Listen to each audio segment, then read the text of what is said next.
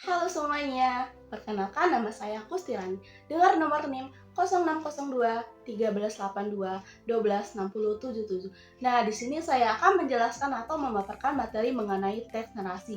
Kalian pada tahu nggak nih apa itu teks narasi? Kalau kalian belum tahu, mohon disimak ya teman-teman untuk video selanjutnya. Baiklah, di sini saya akan menjelaskan mengenai definisi teks narasi. Teks narasi adalah jenis teks yang digunakan untuk menceritakan cerita atau peristiwa secara berurutan. Nah, biasanya dalam urutan waktu atau kronologis. Adapun tujuan utama dari teks narasi ini adalah untuk menghibur, menginformasikan, atau menggambarkan pengalaman atau peristiwa dengan cara yang menarik dan memikat pembaca atau pendengarnya. Adapun di sini teks narasi dapat berupa kisah fiksi, atau berdasarkan kisah nyata. Dan mereka juga mampu menciptakan dunia cerita dengan karakter, latar, tempat, waktu, dan konflik maupun resolusinya. Ciri teks atau ciri khas teks narasi adalah fokusnya pada narasi atau cerita yang membuat pembaca terlibat dalam alur cerita yang mereka sajikan. Lalu selanjutnya itu ada tujuan teks narasi. Nah, tujuan teks narasi ini adalah untuk menceritakan cerita atau peristiwa dengan cara menarik dan memikat pembaca atau pendengarnya. Selain itu juga, teks narasi dapat digunakan untuk mengajarkan pelajaran moral, menggambarkan pengalaman atau menginspirasi atau bahkan hanya untuk menghibur. Nah, di sini ada pun tujuan utama dari teks narasi ini adalah untuk menghadirkan cerita dengan cara yang memikat atau memengaruhi pemirsa. Lalu untuk materi selanjutnya itu ada struktur teks narasi. Nah, struktur teks narasi ini mengikuti urutan tertentu untuk menyampaikan cerita atau peristiwa dengan cara yang jelas dan menarik. Adapun di sini struktur terdiri beberapa elemen. Yang pertama itu ada pengenalan. Nah, elemen pertama dari teks narasi ini adalah pengenalan. Ini adalah bagian di mana pembaca diperkenalkan pada latar belakang, cerita, tempat, waktu, di mana cerita akan berlangsung. Pengenalan juga mencakup pengenalan karakter utama dan pembangkit peminat pertama yang memancing ketertarikan pembaca. Lalu yang kedua itu ada karakter. Setelah pengenalan, cerita akan berlanjut dengan pengembangan karakter. Ini adalah bagian di mana karakter utama dalam cerita diperkenalkan lebih mendalam. Hal ini dapat mencakup deskripsi karakter, kepribadian, dan latar belakang mereka. Lalu yang ketiga itu ada konflik. Konflik adalah inti dari cerita teks narasi. Ini adalah masalah atau peristiwa yang menciptakan ketegangan dan membuat cerita menarik. Konflik juga dapat berupa konflik internal dalam karakter atau konflik eksternal yang melibatkan karakter-karakter dalam cerita. Lalu yang keempat itu ada alur cerita. Alur cerita ini menggambarkan urutan peristiwa dalam cerita lalu melibatkan peristiwa yang berkembang dengan seiringnya waktu, lalu membawa cerita ke arah klimaksimalnya. Alur ini menciptakan ketegangan misteri atau drama dalam cerita. Lalu yang kelima itu ada puncak. Puncak ini adalah titik tertinggi ketegangan dalam cerita. Ini adalah momen di mana konflik mencapai puncaknya dan keputusan penting diambil. Puncak ini juga seringkali menjadi titik balik dalam cerita. Lalu yang keenam itu ada penyelesaian. Penyelesaian ini adalah bagian di mana konflik dipecahkan atau diselesaikan. Lalu menjawab pertanyaan-pertanyaan yang muncul selama alur cerita dan mengarahkan ke akhir cerita. Penyelesaian ini bisa bahagia, tragis, atau memiliki berbagai nuansa. Lalu yang ketujuh itu atau yang terakhir itu ada pesan moral. Beberapa cerita narasi menyertakan pesan moral atau pelajaran yang dapat diambil pembaca dari cerita tersebut. Pesan moral ini juga seringkali ditampilkan di bagian penutup cerita. Baiklah, di sini saya akan memaparkan materi selanjutnya, yaitu langkah-langkah teks narasi. Adapun langkah-langkah teks narasi dalam penulisan. Berikut adalah langkah-langkah teks narasi. Yang pertama itu adalah pilih ide atau tema. Tentukan ide atau tema cerita yang ingin Anda ceritakan. Apakah itu tentang pengalaman pribadi atau cerita fiksi, atau lebih lainnya itu topik tertentu yang ingin Anda eksplorasi dalam narasi Anda. Lalu yang kedua itu pilih sudut pandang. Putuskan sudut pandang yang akan Anda gunakan dalam cerita Anda. Apakah Anda menceritakan cerita dari sudut pandang orang pertama atau orang ketiga? Lalu yang ketiga itu ada kembangkan karakter dan setting. Buatlah karakter-karakter utama dalam cerita Anda dan gambarkan latar tempat di mana cerita Anda akan berlangsung. Berikan detail yang cukup untuk membantu pembaca membayangkan dunia dalam cerita. Lalu yang keempat itu buat alur cerita. Rencanakan alur cerita yang menggambarkan urutan peristiwa dalam cerita Anda. Ini biasanya mencangkup pengenalan, pengembangan karakter, konflik, puncak cerita, dan penyelesaian. Lalu yang kelima itu ada gunakan deskripsi yang relevan. Gunakan deskripsi yang relevan untuk menggambarkan karakter, latar, tempat, dan objek penting dalam cerita Anda. Lalu deskripsi ini membantu pembaca membayangkan cerita dengan lebih baik. Lalu yang keenam itu ada penulisan dialog yang memikat. Tulis dialog antar karakter dengan jelas dan memikat. Gunakan tanda kutip dan tanda baca yang benar untuk membedakan dialog dari narasi.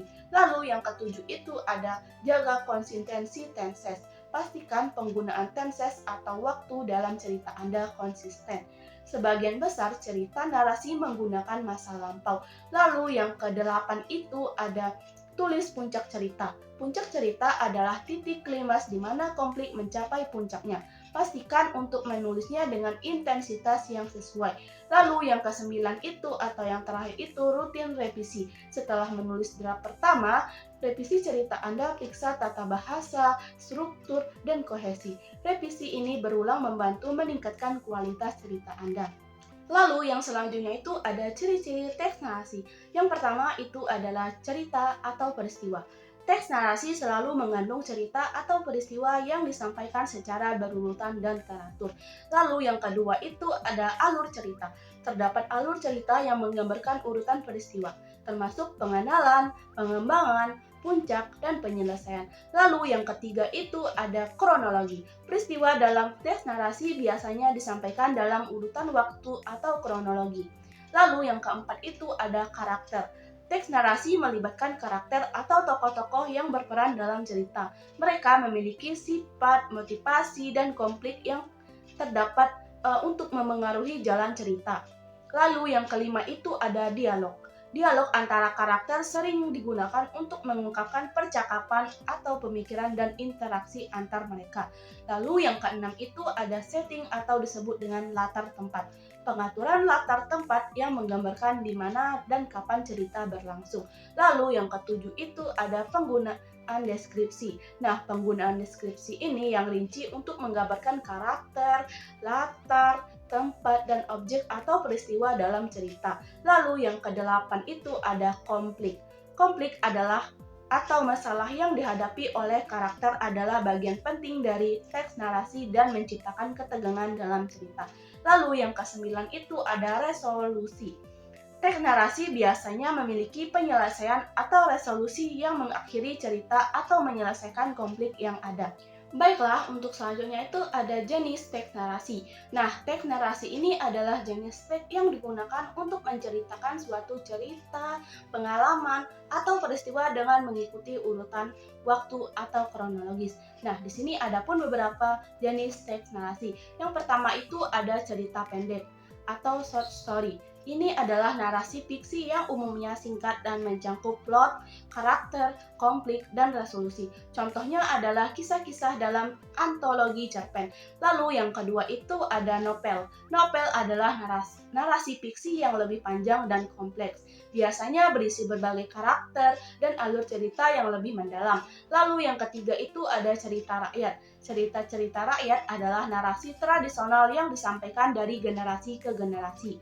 Mereka sering memiliki elemen-elemen fantasi dan ajaran moral. Lalu yang keempat itu ada legenda. Legenda adalah narasi yang berakar dalam sejarah atau budaya tertentu. Mereka seringkali menyisahkan tokoh-tokoh heroik atau peristiwa penting. Lalu yang kelima itu ada mitologi. Mitologi adalah narasi yang menceritakan asal-usul dan dewa-dewi dalam suatu agama atau budaya tertentu. Contohnya itu adalah mitologi Yunani dan Hindu. Lalu yang keenam itu ada memoir. Teks narasi ini adalah cerita nyata tentang pengalaman hidup seseorang. Memoir biasanya ditulis oleh individu yang ingin berbagi kisah hidupnya. Lalu yang ketujuh itu adalah biografi naratif. Ini adalah biografi yang tulis dengan gaya narasi untuk membuatnya lebih menarik dan berpusat pada cerita hidup seseorang. Lalu yang kedelapan itu adalah cerita perjalanan. Ini adalah narasi tentang pengalaman perjalanan seseorang ke tempat tertentu. Cerita perjalanan ini bisa berupa jurnal perjalanan yang diceritakan. Lalu yang kesembilan itu adalah cerita ilmiah. Cerita narasi ini digunakan untuk menjelaskan konsep ilmiah, penelitian, dan penemuan dalam format yang lebih bercerita. Lalu yang ke-10 itu adalah cerita interaktif. Ini adalah jenis narasi yang memungkinkan pembaca atau pemain untuk berpartisipasi dalam perkembangan cerita. Sering digunakan dalam permainan video atau buku berinteraksi. Lalu yang ke-11 itu adalah cerita visual. Cerita visual ini menggambarkan dan teks untuk menceritakan cerita ini seringkali digunakan untuk bentuk buku, komik, atau novel grafis. Baiklah, di sini saya akan menceritakan sebuah dongeng di mana contoh dari teks narasi saya, yaitu kisah Roro Jonggrang. Ada sebuah kerajaan besar pada zaman kuno.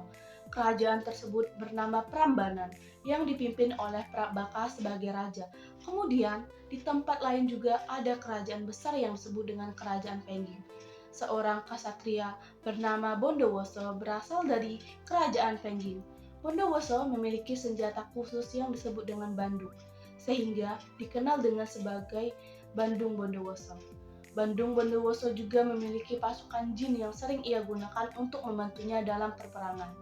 Para jin tersebut juga digunakan untuk memperluas wilayah dan menyerang kerajaan lain. Raja yang sombong memintanya untuk menyerang kerajaan Prambanan. Bandung Bondowoso mencari bantuan dalam menaklukkan kerajaan Prambanan agar rencana yang ia susun tadi agar dapat berjalan dengan lancar dan berhasil. Lalu, Bandung Bondowoso diminta untuk mengurus harta benda kerajaan dan keluarga Prabu Baka. Setelah memenangkan pertempuran itu, dan saat itu ia melihat seorang gadis yang sangat cantik, yaitu bernama Roro Jonggrang. Kemudian pertama kali ia melihatnya, ia langsung jatuh cinta. Kemudian Roro Jonggrang diminta oleh Bandung Bondowoso untuk menjadikannya istri. Roro Jonggrang bingung karena membencinya Bandung Bondowoso. Bandung Bondowoso adalah seorang pria yang membunuh ayahnya, tapi dia juga takut untuk menolaknya. Lalu Roro Jonggrang akhirnya menemukan ide tersebut. Idenya adalah dengan memberi syarat kepada Bandung Bondowoso untuk membangun 1000 candi dan 2 sumur hanya dengan 1 malam.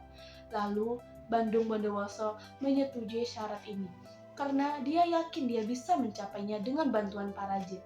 Malam itu, Bondowoso mengumpulkan para jin untuk membantunya agar dapat membangun candi seperti yang diinginkan oleh Roro Jonggrang. Roro Jonggrang gelisah melihat apa yang dilakukan oleh Bandung Bondowoso. Dia menemukan cara untuk mencegah Bandung Bondowoso untuk memenuhi persyaratannya. Akhirnya, Roro Jonggrang meminta bantuan kepada warga agar jin yang membantu Bondowoso segera pergi. Dan ia akhirnya meminta bantuan para warga untuk membuat keadaan agar seolah-olah hari sudah menjelang fajar dengan cara membakar jerami.